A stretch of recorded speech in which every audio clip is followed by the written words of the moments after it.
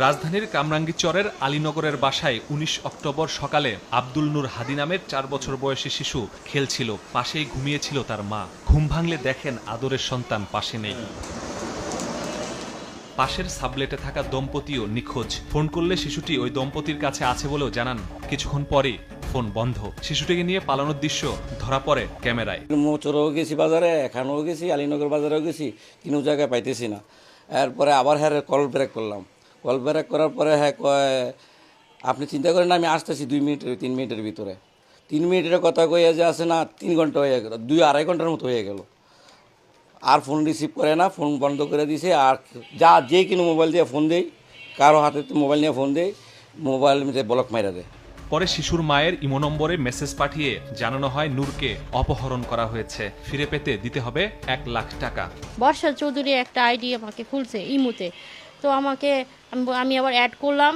তো আমি আবার বলছে অ্যাড করলে হাই দিছে, তা হাই দেওয়ার পরে আমি আবার কল দিছি। এখন বলে কি যে না, কল না, শুধু SMS।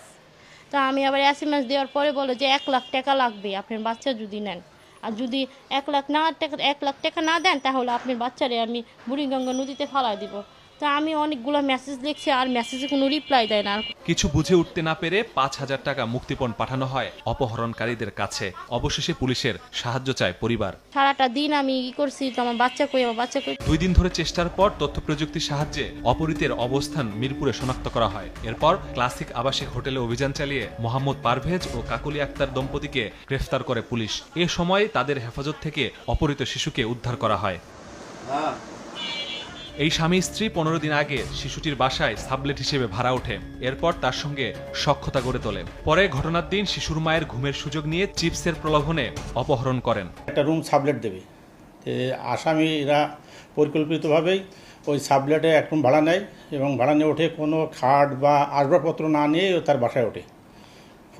ফ্লোরিং করে সুযোগ বুঝে 5 তারিখে ওঠার পরে 19 তারিখ 14 দিনের মাথায় সে শিশুকে নিয়ে চলে যায়। পুলিশ বলছে এরা আবাসিক হোটেলে ভাড়া থাকেন। পরে সাবলেট হিসেবে উঠে অপহরণ করে সেই হোটেলে আটকে মুক্তিপণ আদায় করেন। মুক্তিপণ আদায় করতে না পারলে শিশু বিক্রি করে দেন বলেও অভিযোগ উঠেছে। অভিযোগ তদন্তের পাশাপাশি মানব পাচারকারী চক্রের সঙ্গে তারা জড়িত কিনা খতিয়ে দেখছে পুলিশ। বাসা থাকলে তো তারা যেতে থাকলে এলাকার লোকজন চিনবে। একটা বাচ্চা নিয়ে যদি হোটেলে ওঠে তাহলে কেউ জানবে না যে সেই এলাকায় বসবাস করে। এটা একটা মোটিভ। একজন ব্যক্তির কাছে হয়তো একটা সিম থাকতে পারে, তাকে গ্রেপ্তার করার সময় 15-20টা সিম পাওয়া গেছে, যে সিম কার্ড পাওয়া গেছে। আর সে এককভাবে এই যে কথা বলে তার সিম যে নাম্বার দিয়েছিল রেগুলার নাম্বার না এটা তার, কারণ সে অপরাধ করার ইচ্ছা নিয়েই এই সিমটার নাম্বারটা বাড়ির মালিককে দিছে। সে বাচ্চা